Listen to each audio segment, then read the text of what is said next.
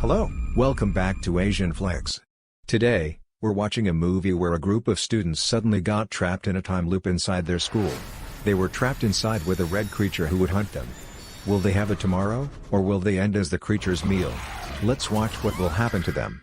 Disclaimer: spoiler alert, the movie begins with a little girl holding a doll while running around the jungle. She enters a house and is hiding from something.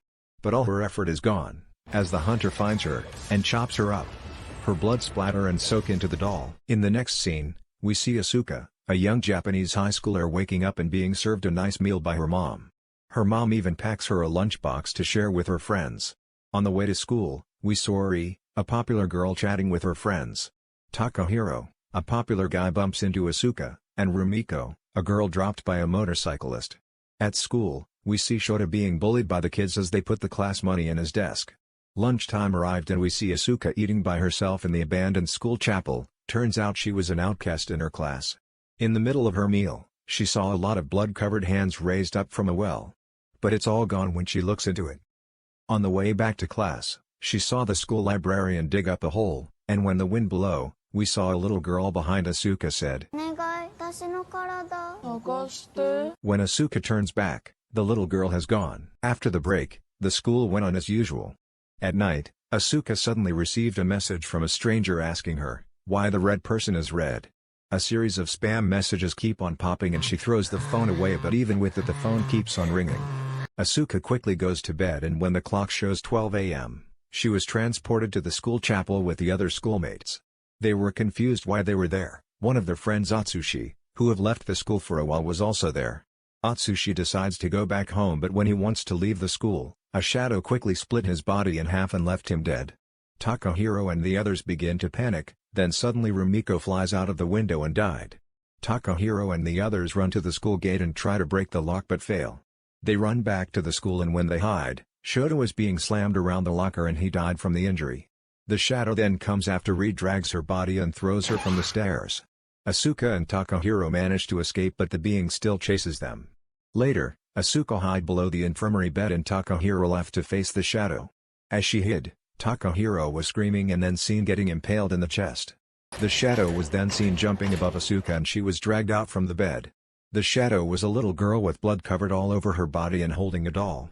She tried to run away, but the red person caught her and pierced her mouth, ending her life. Suddenly Asuka woke up in the morning again. She thought it was a dream. But she seems to already have the memory of what will happen. When she arrived at the school, turns out all of them still have their memory of the massacre last night. Takahiro quickly comes to Shota as he looks like knows something about what happened last night. Ri, Rumiko, and Asuka follow them to know more about what happens to them. Shota told them that they were dragged into a body search game. They will be summoned at 12 a.m. to find dismembered body part of the red person, or they will repeat that day over and over again endlessly. At night, they once again gathered at the chapel and opened the coffin where they need to put the body part. This time, knowing what to do, Takahiro and Asuka start searching the schoolroom and arrived at the art room where they find an arm inside the aquarium. Not long after, the red person found them. Takahiro decided to hold her off but was killed by the monster instantly.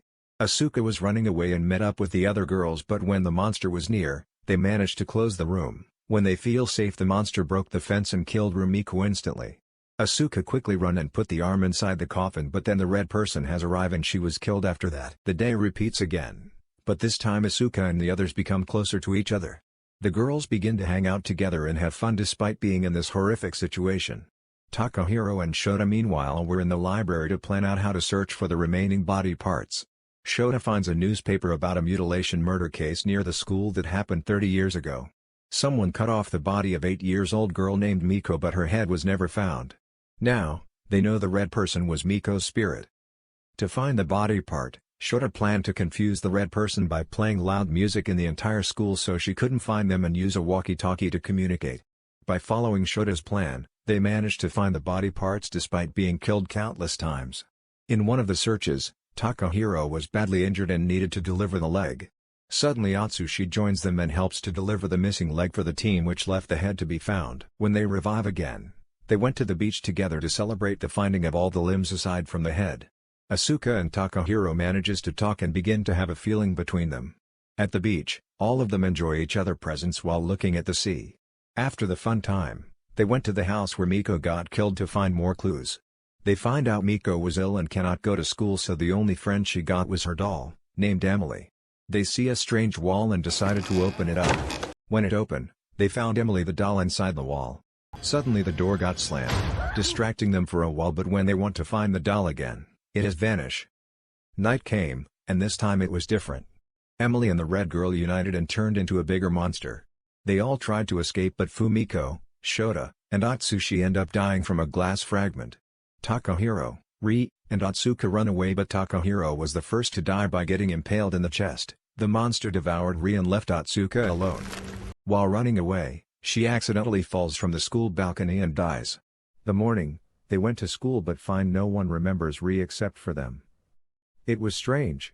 Usually, everyone revived the next day after they died and start again. Atsuka remembers Ri was eaten by Emily last night. Then they conclude that if the monster eats someone, the person will disappear from existence. Atsuka then goes to the librarian, who seems to know about the body search. She found out he was also a participant in previous body search and was told that when all the body parts are collected, their memories about the game will be erased.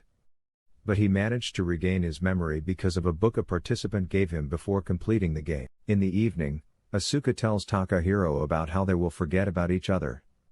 Then he gives her a pin to make them remember how they feel, and they begin to kiss. Midnight arrives, and Atsuka thinks Miko's head was inside Emily's head, so they set a trap to catch the monster. Suddenly, Emily appeared and grabbed Rumiko by the neck. Seeing that, Shota tries to save her but got eaten instead. The other quickly pour glue on Emily and push her into a pillar. They tied her up with a chain, but when they need to lock it, the chain was stuck, and Emily manages to eat Rumiko and Atsushi.